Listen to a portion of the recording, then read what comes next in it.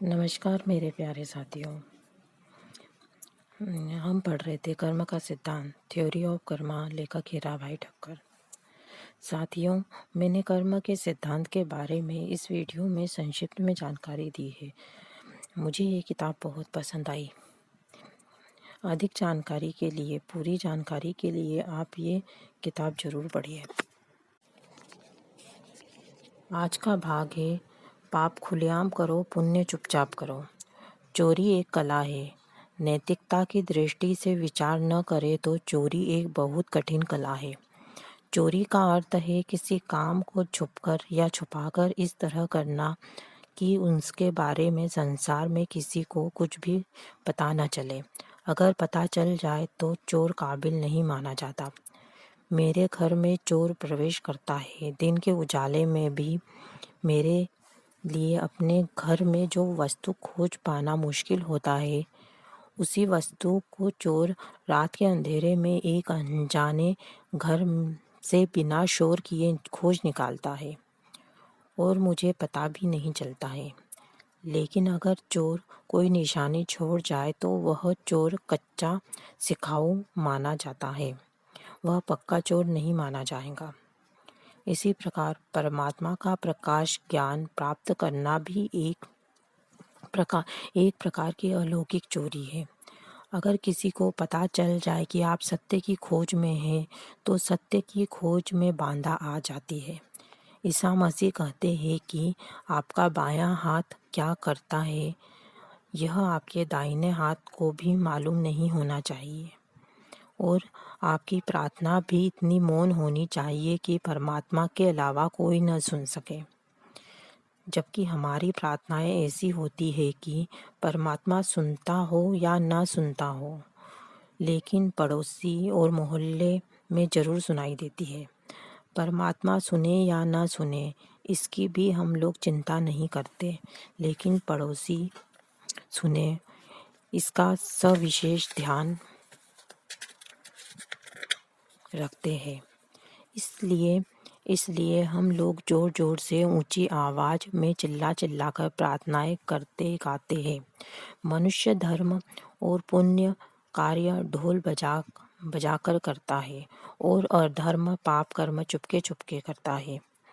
संत और शास्त्र कहते हैं कि जैसे आप पाप चुपके चुपके करते हैं, वैसे ही धर्म और पुण्य कार्य भी चुपके चुपके करें। ऐसा लगता है कि संत और शास्त्र उल्टी बात करते हैं, लेकिन वास्तव में यह उल्टी बात नहीं है। वे ठीक ही कहते हैं कि पाप खुलेआम करो और पुण्य चुपचाप करो, क्योंकि अगर पाप खुलेआम करने जाएंगे तो आप कदापि पाप नहीं कर पाएंगे। आपको जो नहीं करना है लेकिन किया है, ऐसा आडंबर करना है, वह कार्य आप ढोल बजाकर अर्थात जाहिर करके करते हैं, और जो आपको वास्तव में करना है वह कार्य आप चुपके चुपके करते हैं। ऐसा करने में ही आप ठोकर खाते हैं। यदि आपको पाप नहीं करना है तो आप उसे खुलेआम करें। ऐसा करेंगे तो आप पाप नहीं कर पाएंगे। यदि आपको पुण्य भी वास्तव में नहीं करना है, केवल उसका दिखावा करना है, तो वह भी आप खुलेआम करें। फिर देखिए, आप लोगों को मूर्ख तो बना लेंगे, पाखंड तो कर लेंगे, लेकिन सही अर्थ में वह पुण्य नहीं कहलाएगा। लेकिन लोग जानते हैं कि उन्हें केवल पाप ही करना है, इसलिए वे चोरी छिपे करते हैं। जबकि उन्हें पुण्य नहीं करना है, केवल दिखावा करना है, आडंबर पाखंड करना है, इसलिए वे ढोल बजा बजा कर करते हैं। ऐसा लेखक ने कहा है। लेखक ने हमें समझाया है। आगे के भाग में लेखक लिखते हैं कि पाप या पुण्य जाहिर होते ही उसका फल तिरोहित हो जाता है। आप जो पुण्य करते हैं, दान करते हैं, वह यदि जाहिर हो जाए, आपकी तस्वीर और आपका काम अखबार में छप जाए, आपके नाम की तख्ती लग जाए, आपका पुण्य कर्म प्रचारित हो जाए, तो उसका फल खत्म हो जाता है उस पुण्य कर्म का फल आपको प्रशंसा, यश, गाथा आदि के रूप में तत्काल मिल जाता है। फिर वह कर्म संचित कर्मों में जमा होकर प्रारब्ध बनकर दोबारा फल देने के लिए, सुख देने के लिए उपस्थित नहीं होता है। महाभारत में ययाति राजा की कथा आती है। इस राजा ने असंख्य यज्ञ, दान, तप आदि पुण्य कर्म किए, जिसके प्रभाव से राजा इंद्रपद पर विराजमान होने का अधिकारी बन गया। जब यह राजा स्वर्ग में इंद्र के दरबार में पहुंचा तो इंद्र ने खड़े होकर ययाति को इंद्रपद पर बैठाया।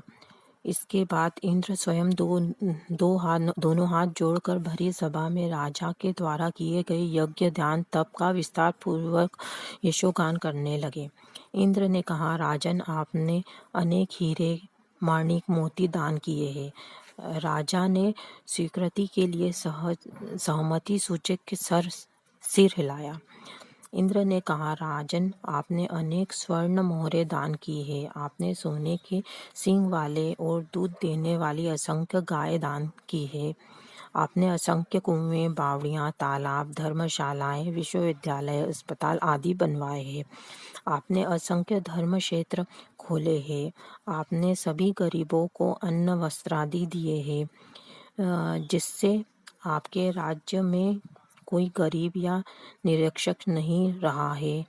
आपने अनेक यज्ञ किए हैं और गायों, ब्राह्मणों, ऋषियों, मुनियों तथा संतों को संतुष्ट किया है, आदि आदि। इस प्रकार इंद्र राजा द्वारा किए गए प्रत्येक पुण्य कर्म को विस्तार से सभा में सुनाते रहे और राजा इंद्र पद पर बैठे बैठे अहंकार में सिर हिलाते रह गए। राजा के सभी पुण्य का वर्णन समाप्त हुआ और राजा ने लगातार सिर हिलाते हुए सभी पुण्य कर्मों की प्रसिद्धि को अपनी स्वीकृति दी। इसलिए इंद्र ने राजा से कहा कि आप इंद्रपद से नीचे उतर जाइए, क्योंकि आपके सभी पुण्य कर्म जाहिर हो गए हैं। अब आप इंद्रपद पर बैठने के अधिकारी नहीं रहे। आपके पुण्य कर्म के फल स्वरूप इंद्र की सभा में आपकी वाहवाही हुई है, आपकी प्रशंसा, गुणगान हुआ है। इस प्रकार आपको अपने पुण्यों का फल प्रशंसा के रूप में मिल गया है। इस नियम से आपके पुण्य कर्म आपको तत्काल फल देकर शांत हो गए हैं। अब वह कर्म संचित कर्मों में जमा होने के योग्य नहीं रहे हैं। मनुष्य मात्र भूल के पात्र है। अनेक जन्मों की वासनाएं और कामनाएं उसके अंतःकरण के पटल पर अंकित है। उनके प्रभाव से मनुष्य घोर पाप कर्म करता है, किंतु यदि उन पाप कर्मों के लिए सच्चे अंतःकरण पूर्वक पश्चाताप करके भगवान के समक्ष दोनों हाथ जोड़कर छोटे बालक की तरह रोता है और सच्चे दिल से आंखों से आंसू बहाते हुए क्षमा याचना करता है, तो भगवान उसकी जीवन नौका को संसार सागर में डूबने से अवश्य बचा लेते हैं। भगवान भगवत गीता में कहते हैं कि महापापी भी मेरे समक्ष पाप का प्रायश्चित करके रो पड़ता है तो मैं उसे तत्काल संसार सागर में डूबने से बचा लेता हूँ। मैं उसका नाश नहीं होने देता। ऐसी हिम्मत भगवान के अतिरिक्त कौन दे सकता है। मेरे प्यारे साथियों, मुझसे कि इस भाग को पढ़ने में कोई गलती हुई हो, कोई भूल हुई हो तो मुझे क्षमा करिएगा। मैं ईश्वर से यही प्रार्थना करती हूँ कि आप हमेशा खुश रहे, स्वस्थ रहे, मस्त रहे। नमस्कार। पुरुषार्थ प्रारब्ध को बदल सकता है। प्रारब्ध कर्म भोगने के लिए प्रारब्ध कर्म के अनुरूप ही शरीर प्राप्त होता है और उस काल में भी सभी कर्मों को भोगने के बाद ही शरीर छूटता है। तब तक शरीर धारण करना ही पड़ता है। प्रारब्ध कर्मों के 4 मुख्य भाग किए जा सकते हैं। पहला अति तीव्र प्रारब्ध, दूसरा तीव्र प्रारब्ध, तीसरा मंद प्रारब्ध, चौथा अतिशय मंद प्रारब्ध। पहला अति तीव्र प्रारब्ध। अति तीव्र प्रारब्ध का कर्म फल कितना भी प्रबल पुरुषार्थ करने पर भी रोका नहीं जा सकता। जीवात्मा का अलग अलग योनियों में जन्म होता है, वह अति तीव्र प्रारब्ध कर्म का फल ही है। अति तीव्र प्रारब्ध किसी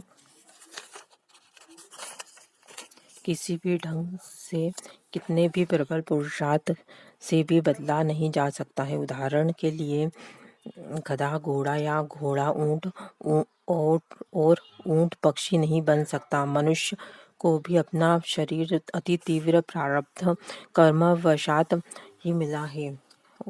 इसमें किसी प्रकार की अदला बदली नहीं हो सकती। उदाहरण, पुरुष का शरीर मिला है तो उसे स्त्री के शरीर में परिवर्तित नहीं किया जा सकता। इसी प्रकार स्त्री का शरीर मिला है तो उसे पुरुष के शरीर में नहीं बदला जा सकता। पूर्व कर्म में किए गए महान पुण्य कर्म का अत्यंत घोर पाप कर्मों का अति तीव्र प्रारब्ध बनता है और उसे कदापि बदल नहीं सकते हैं। अति तीव्र प्रारब्ध धनुष से छूटे तीर जैसा है। जैसे धनुष से छूटा हुआ तीर वापस नहीं आ सकता, वैसे ही पूर्व जन्म में किया गया महान पुण्य कर्म या घोर पाप कर्म मिटाया नहीं जा सकता। दूसरा, तीव्र प्रारब्ध। तीव्र प्रारब्ध तीव्र पुरुषार्थ से प्रबल पुरुषार्थ से बदला जा सकता है। तीव्र प्रारब्ध को मंद बनाने के लिए किया गया प्रबल पुरुषार्थ अधिकांशतः विफल नहीं होता है, क्योंकि प्रारब्ध तीव्र होने पर भी हम इच्छानुसार क्रियामान का सृजन कर सकते हैं। नैतिक और आध्यात्मिक उन्नति के लिए प्रभु प्रार्थना, नाम स्मरण, सत्संग, शास्त्रों का अभ्यास और उनके मुताबिक जीवन में आचरण और उनके अनुसार किया गया पुरुषार्थ दारुण दुखों को भी मंद कर देता है। तीसरा और चौथा, मंद व अतिशय मंद प्रारब्ध। प्रबल पुरुषार्थ से मंद व अतिशय मंद प्रारब्ध को विफल किया जा सकता है। प्रारब्धवादियों के कथानुसार यदि सब कुछ प्रारब्ध के अधीन ही हो तो वेद, उपनिषद, गीता, भागवत, रामायण आदि धर्मशास्त्रों के मार्गदर्शन अनुसार पुरुषार्थ पूर्णतः व्यर्थ हो जाएगा। इसलिए मंद व अतिशय मंद प्रारब्ध को विफल बनाने के लिए शास्त्रों व संतों के बनाए शास्त्र विहित कर्मों और शासन निषेध कर्मों का ध्यान रखते हुए शुभ कर्म करने और अशुभ कर्मों का त्याग करने का पुरुषार्थ करना ही चाहिए। बिना पुरुषार्थ के प्रारब्ध अंध है। प्रारब्ध कर्म अदृष्ट के नाम से पहचाना जाता है।